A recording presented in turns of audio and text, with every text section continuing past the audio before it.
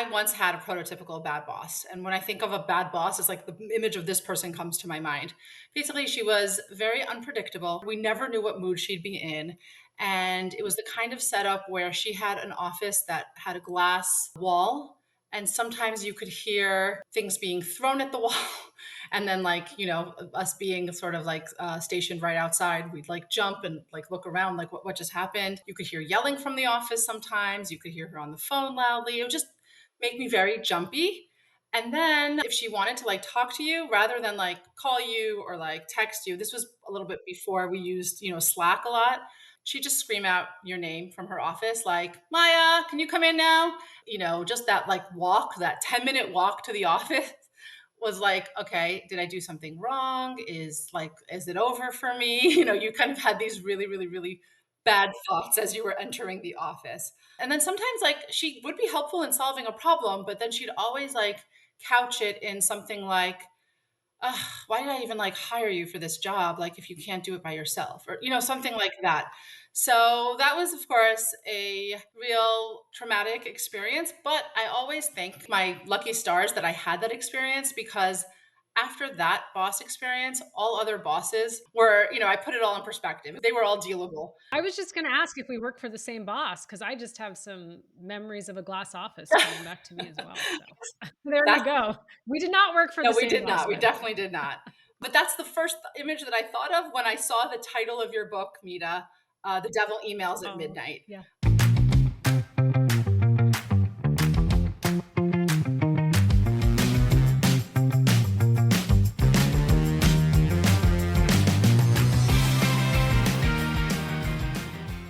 Hi, everyone. Welcome to Workplace Weirdness, the non-HR HR podcast where we dive into the strangest office situations and most awkward workplace dramas.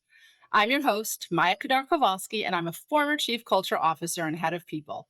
I've seen and heard it all, so truly no judgments. This is a safe space to get real and explore the cringy, confusing, and chaotic side of office life. Today, we're here with Mita Mallick to talk about how bad bosses can help people become great leaders. Mita is a Wall Street Journal bestselling author, a workplace strategist, and a corporate changemaker. She has had an extensive career as a marketer in the beauty and consumer product goods space, working at Johnson & Johnson and Pfizer, and ultimately becoming the head of inclusion and multicultural marketing at Unilever. Her new book, The Devil Emails at Midnight: What Good Leaders Can Learn from Bad Bosses, is being published this fall. So basically any day now. Mita, I'm Yes. just so happy to have you here. So why don't we get into it? Bad bosses is such an interesting topic. Who was your worst boss? Why don't you dish a little bit? Of Well, course, no gosh, names. We don't need to know the actual. I mean, listen, the whole book you might think is dishing. I go through 13 archetypes of bad bosses. I've changed their names, details, times, and spaces and places because, to your point, I'm not looking to shame, name, demonize anyone. I include myself in that as well. And the whole premise of the book is it's really easy to name someone a Disney villain or a Marvel character. It's harder for us to look in the mirror and say, we actually could be the bad boss. Because I've been a bad boss, and chances are so have you. But in the book, we talk about Medusa, who was in a glass office. And up until this point in my career, in my life, I had not had my parents, not my brother, not my husband, not my friends. No one had ever screamed at me. Nobody. And I'm on this team at work. She's screaming, she's yelling. I've never heard anyone drop so many F bombs. She publicly humiliates, privately humiliates. This is a bully who's an equal opportunity bully. It doesn't matter who you are, she's going to come after you. She throws tantrums, she throws pens. She threw a Chanel shoe at a colleague. Oh my Thankfully, it gosh. missed the colleague's head. But that was one of my three worst of the worst bad bosses who really had a significant impact on my mental health. And it was a really, really tough time working for her. And years later, I still wonder, how did that behavior be accepted in that environment? How is it accepted? And then, of course, today we know that still happens, and how and why. Yeah. And so do you really think it's just the boss or is it also the environment? A little bit of thoughts on that. Yeah, that's a great question. There are three moments when bad boss behavior can really get exacerbated. In one scenario, it'll happen. The first is likely there's something happening in the external marketplace. I'm sitting in the US right now, lots of conversations around tariffs that's impacting business. Your competition comes out with an innovation that you didn't expect. It's doing really well. A merger and acquisition failed. Anything from a business, external marketplace that will really cause stress. Bad boss behavior can show up. Number two, in my house, we say poo poo trickles down. And so if I'm working for a bad boss, that behavior might trickle down to me. I might absorb that bad boss behavior. And then number three, something cataclysmic has happened in your personal life. You've lost a loved one, you suffered a miscarriage, you have gone through a divorce, breakup, move, you're sick, someone in your family is sick. All these things that we don't talk about enough that, as I talk about in my own instance, losing my father suddenly in 2017. And when I became a bad boss, you try to bury the grief. And anyone who's gone through a grieving journey, the grief doesn't go away. It'll just explode and show up in these moments you least expected. And so we bring that into the workplace with us, whether we realize it or not, and it impacts those on our team who are working with us. So, what would you say to yourself to have like gone through that period, maybe basically like a little bit better? Or, how can you sort of correct for that behavior?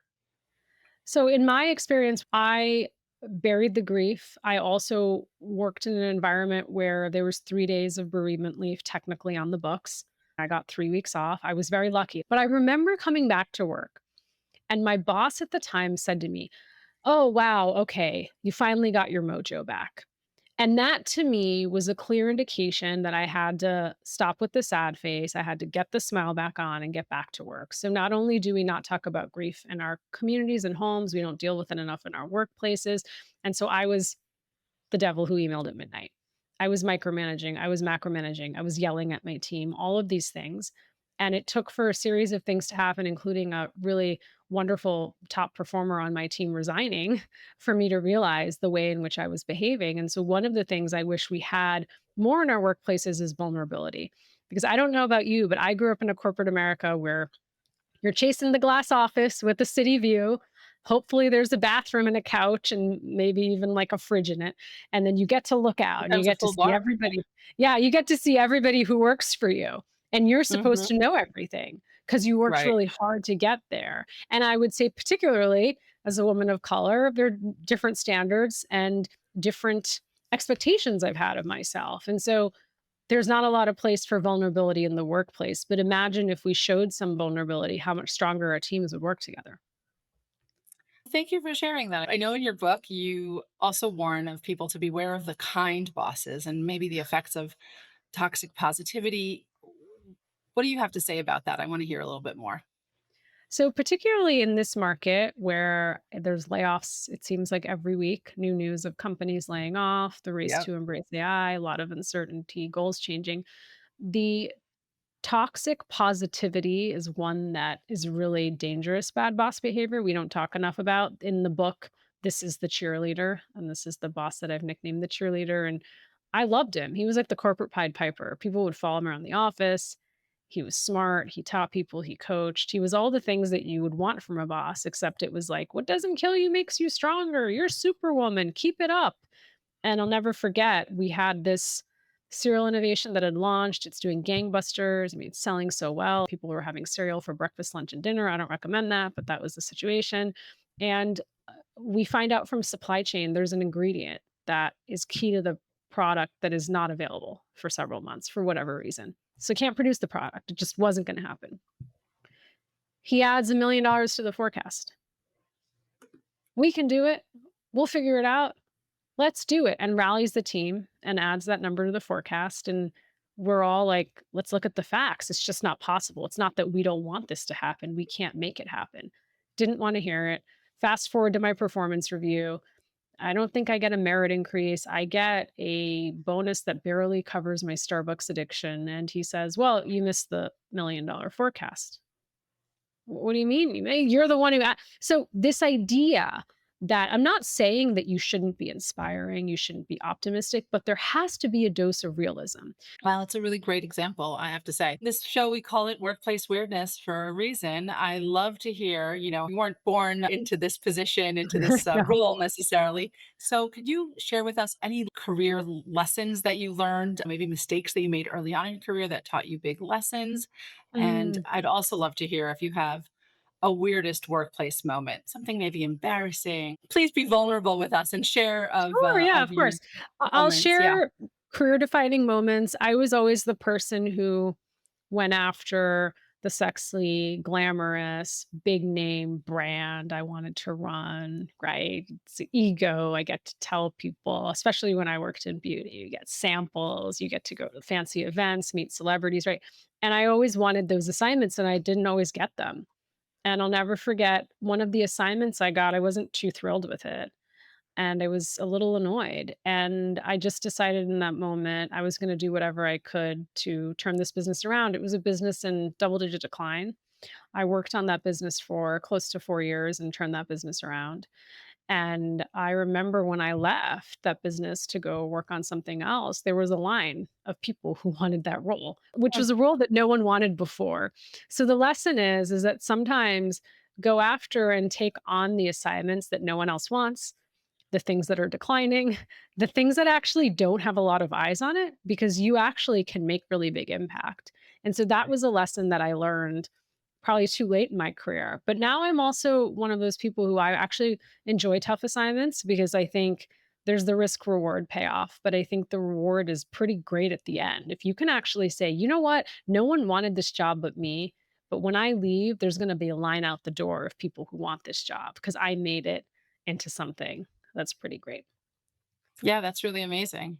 And so what's your weirdest workplace moment? I have a few. I remember doing an internship pretty early on in investment banking in college. I did not become an investment banker. I was the only person of color in that intern class. And I'll never forget one day just walking through the lobby and I'm going to a meeting, and a very senior individual stops me and says, "Hey, can you help me sign my guests in?"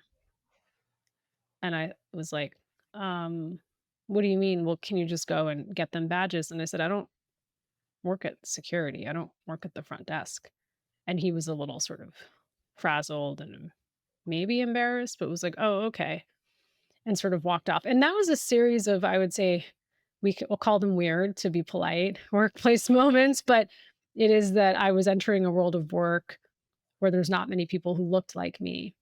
And so I was always mistaken for roles that weren't roles that I were in. And that's not to say that the person who is checking people in, that's an important role. But I was always somehow misidentified as that person, no matter how senior I got in my career. Mm, interesting.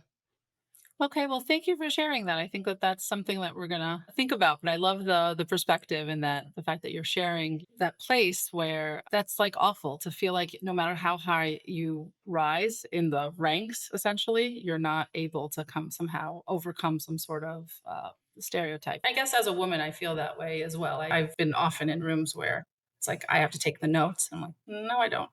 We're all capable of doing But that. let's rotate that. I can do it this Exactly. time. Yeah, but let's rotate that. Right. Exactly, exactly. And that's it's striking that balance between I want to be helpful, but I also want to be able to retain my executive presence. Let's move on to the next section.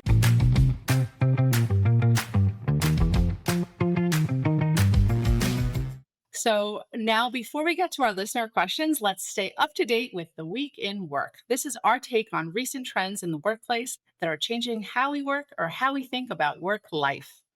NBC's Money Report recently talked to you, Mita, about bad boss signs people should watch out for when applying for a new job. You noted that hiring managers showing up late without apology, seeming disengaged, or openly complaining about their company are all signals of future disrespect, lack of support, or toxic culture. I want to know from you, what are some questions to ask in an interview to determine if the company enables bad bosses, if it's just a, toxic environment? Mm. I love that question. I've always done this in my career, not always. I would say probably as I got mid to senior, I'm in the driver's seat once I get the offer. Once you get the offer, go back and ask to have 2 more meetings. Don't ask for 10. No one's going to want to entertain that. But say, I'd love Hmm. to meet with the hiring manager again and a peer. And that's the time to be able to ask those thoughtful questions, to say, I'd love to hear about your own career development to your hiring manager. What are some of the things that you're working on? What are some of the things you want your team to be working on? Tell me what you think success looks like in the first 90 days here. Tell me what you think success looks like in a year from now. And to ask a lot of those thoughtful questions. And I think nonverbals will say a lot as well. If the person is visibly distracted and doing other things, they feel rushed, they don't want to be here. I will tell you, every single one of the times I've done this, most hiring managers, actually, I can't think of one that wasn't excited to meet with me when I asked for this. And as a hiring manager, I've done this proactively because I want the person to join my team. It's a little bit of a courtship, right? And so Right. this time is finally the time, to your point, you get to ask the questions. Peers, same thing. You could do a conversation with a peer. Tell me what your experience has been like working with Mita. What do you think Mita's areas of opportunity are? How has this year been for you? What are some of the things on your career development plan? And then I want to give a shout out to Glassdoor, Fishbowl, LinkedIn. You take these things with a grain of salt, but there's ways to do reference checks on employers, right? They do Right. reference checks on us. Go and reach out to people in your network and say, can I just get 10 minutes? I've gotten a role with this company and offer. I just wanted to ask you for your advice. And it's interesting. A lot of people will reach out and give you that 10 minutes just to tell you what it's been like working there or what it was like. Well, that's great. You're absolutely right. And it's a great thing to think about. In fact, when I was the chief culture officer at our company, one of the things that I instituted within our hiring process is the culture chat. I like the idea of having more than one opportunity to sort of have a more Sure. casual conversation.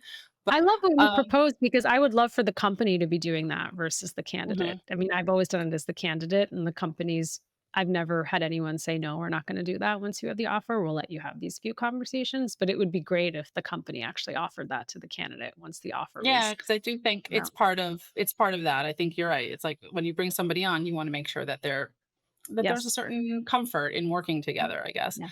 Which again is not to say that you don't want somebody who's going to challenge you and be somebody who brings in new ideas and all that, but just in a general sense of understanding exactly what the environment is that they're coming into. What is that culture? So now it's time to go on a quick break. When we come back, we have a question from an employee who is watching TV at work in order to fight boredom. That's a creative approach, I would say. Um, let's take a break.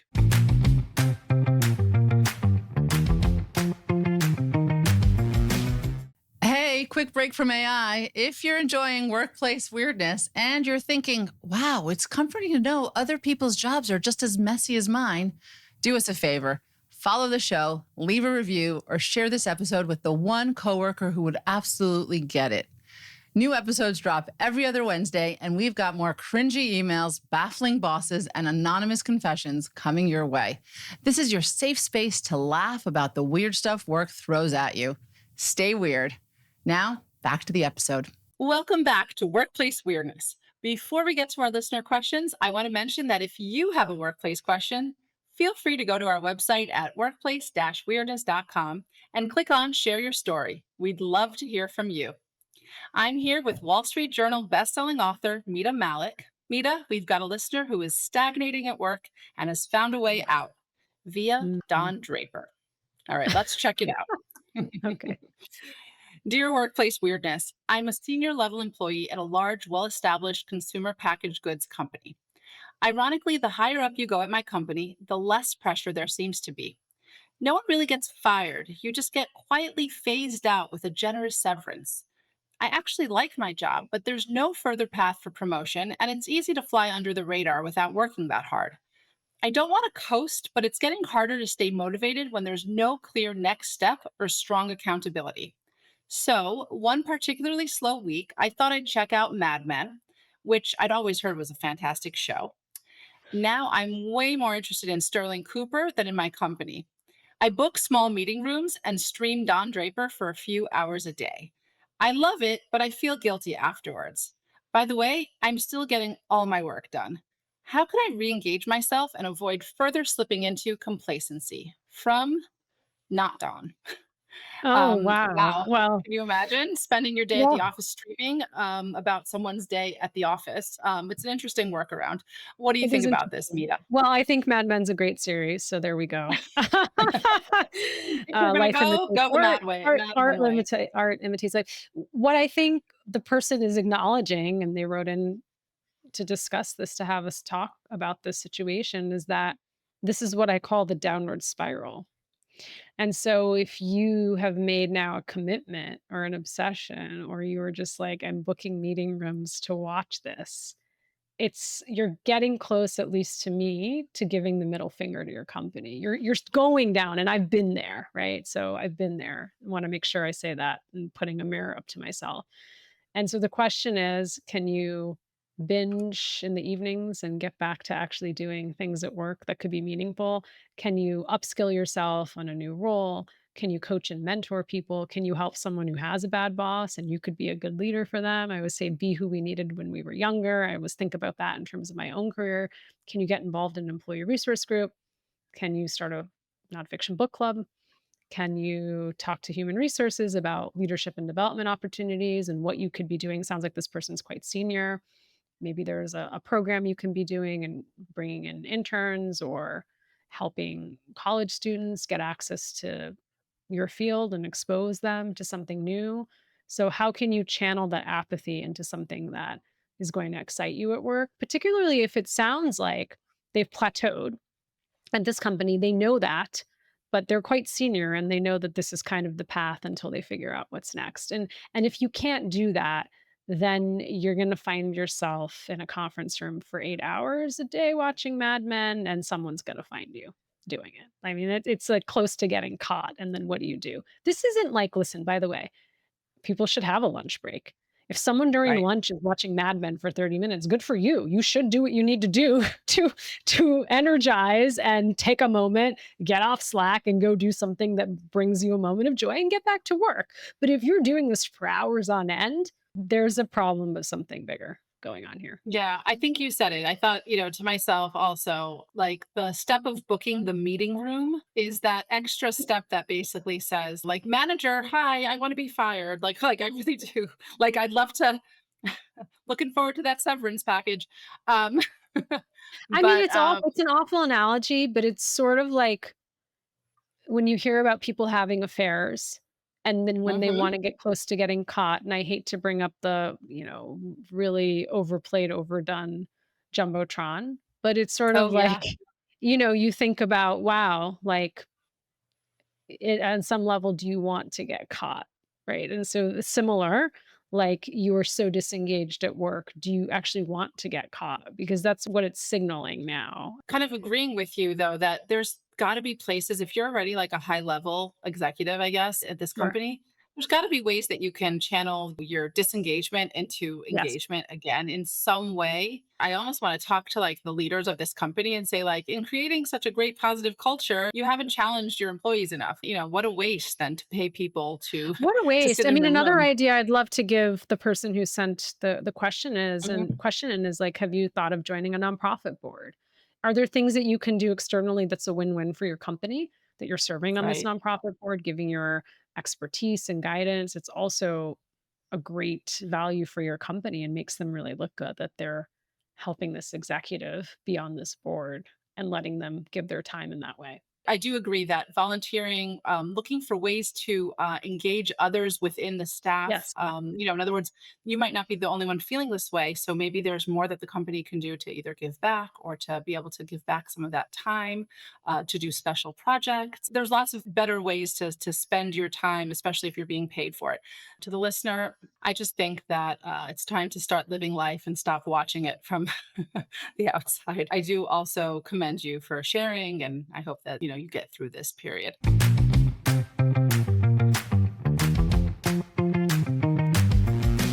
Okay, our next listener question is from a probation employee who's got plenty of criticism but zero support. Hello, Maya. I've taken a new job and I'm in a probation period.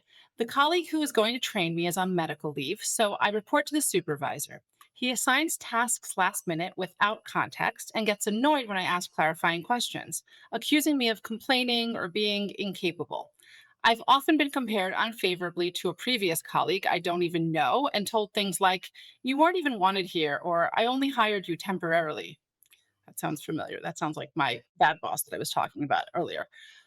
I tried addressing the issue with HR, but nothing changed. The supervisor's behavior escalated, including negative tone, demeaning and passive aggressive comments, all behind closed doors with no witnesses. Jobs are tough to find in my city right now. So, what do I do with this awful boss? And how can I either take him down or make him treat me with respect? I'm happy to do either or both, but I can't handle the status quo anymore. So, Mita, thoughts. What can this person do to handle their bad boss situation? Well, get the resume ready. Mhm. Start crafting the exit strategy right away. Even if you can't resign tomorrow, you at some point are going to move on. So make sure you do that. It's a question of how much you want to agitate the system, to be honest. What the symptom is, this person was never onboarded. It's very clear to me. And then they become the poor performer from what we're hearing, right? That this Right. person didn't get the proper training and support. And so the supervisor gets annoyed by all these questions. One of the ways in which I like to engage with bad bosses is to be a mirror and to actually just share back what you've heard without emotion. You can have the emotion in the journal, but the facts versus feelings, you're asking me to pull this data. Thank you for giving me the deadline. No one's ever taught me how to pull this data. I was never onboarded. And to be very fact based about it.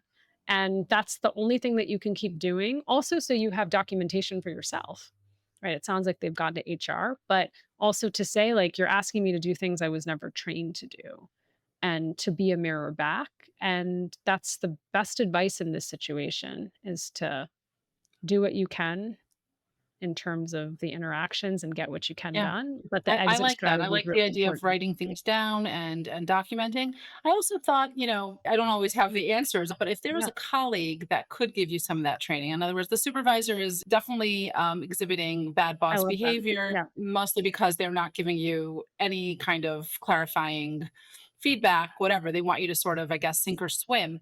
But there are people on the staff who could be a helper, a whisperer of sure. somebody Yeah, who knows the environment and could help. And so looking for those helpers would be one tactic. I also have a little bit more of an out of the box approach, which is maybe just a little bit of, again, and you might think I might be off the wall for suggesting this, but what about killing them with kindness and not like over the top kindness, but every once in a while, like bringing a coffee to the office and saying like, hey, supervisor guy, I was getting coffee for myself. So here's one, or just humanize yourself a and them a relationship. little bit Yeah, by doing that? yeah, I love that. Okay, so I that was like one of my thoughts. no, and I also liked what you said about asking for help because here's the thing. Most bad bosses are the company's worst kept secret, and bad bosses actually have a really interesting way of building community. And because you sometimes go through so much trauma together. I'll tell you, I would Mhm. hang up on you right now if anyone from the Medusa days called me, right? Like years and years ago. But like there is something about how we showed up for each other. So if you were in this environment and you said, I needed help pulling this data, Mita asked for it, people would be like, oh my God, it was Mita. Yeah, let me help you. Thank you, Mita. And listener, we're all hoping you can find another job soon. Until then, work the room and kill that boss with kindness.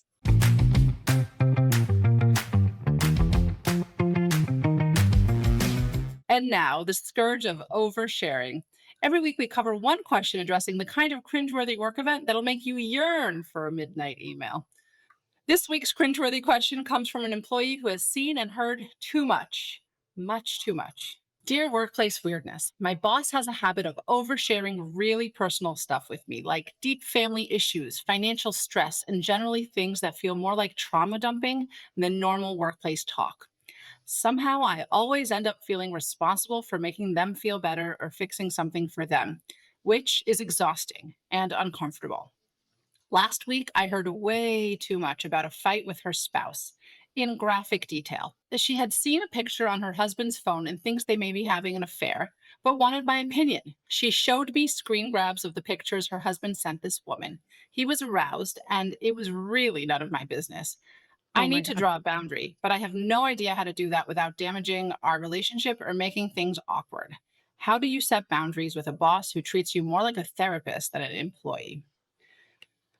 Uh, well, we Listen, might have a worse than usual boundaries issue here, I think. I've been there, not to this extent, but you're responsible for not having created a boundary. I've done this many times. I've become the default 911 on call demand therapist for friends and coworkers, but I've allowed that because I've actually, in some ways, enjoyed it because I can help, right? It's like, if I'm going to be honest, so that person has to really think about, is there part of them that's like the savior complex? I get to save, I get to come in and help. using it as a way to create a stronger relationship with the boss. But the question is, what do you do now? It is tricky because they've allowed this to go on for some time. One approach I might take if I was this person is there, again, as they said, trauma dumping or talking about these things and said, I actually don't know, Mita, if you realize that we've got modern health. We actually have therapy and coaching that the company offers as part of our employee benefits. I've been using it. I would really recommend that you talk to someone who has a level of professional capabilities that I just don't have. Similar with if there's financial advice or things, actually, did you know that we offer this program? Right. And so I think to try to redirect and to say, I'm so sorry you're going through this. I really think you need to speak with someone who has just a different level of expertise than I do. And I also think to sort of course correct the conversations. I'm so sorry that happened. This is an awkward segue. I really need your approval for this proposal that's due by Friday. Right, and just like but I think you have to stop the person's enabling it. I've been there, right? You're like, "Oh my god, I'm so sorry. I can't believe they did that because you care and you wanna build empathy, but that's not the relationship to do it.